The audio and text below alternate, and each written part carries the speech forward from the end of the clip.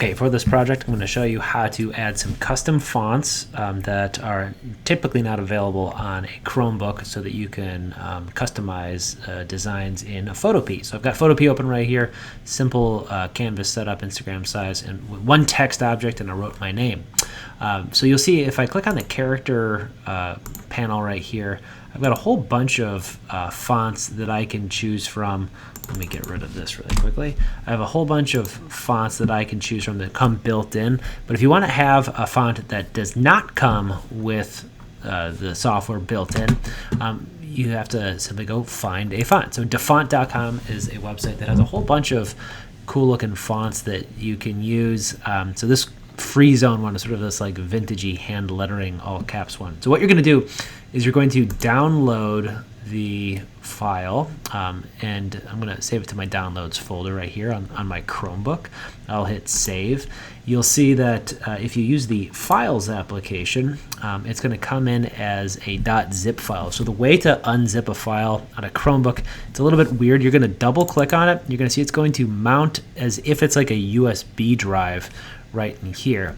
And so what you're going to do is you're going to take either the OTF or the .ttf. I typically use the .ttf, and you're just going to move it somewhere that you can access it, normally. So I'm going to move it to my downloads folder.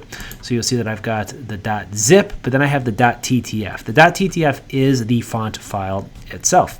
Now, on a Chromebook, you can't really do anything with a .ttf by itself. You see, I just double-clicked on it, and I have no idea what just happened there. That's not typical. So we're going to ignore that. We're going to go to Photopea, which is our graphics tool, and I'm going to click on this character right here, and then where you would choose the font, you're going to see that one of the options is, let me get caught up here, is load font. And so here's where you can load .ttf or .otf files. And so I'm going to go to my downloads folder right here, and then here's that freezone.ttf. I'll click on it, click open, and then it's going to add it. It'll be loaded, but now I have to go select it. And so you have to remember what the name of it was. So ours was freezone.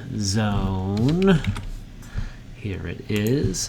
And so now I'm using that font I just downloaded from the internet as a .ttf in Photopea. So I'm going to resize that, and then you can go around, you can play around with some of the other typical character type settings, like your tracking and your leading. So watch this. Let me increase my tracking to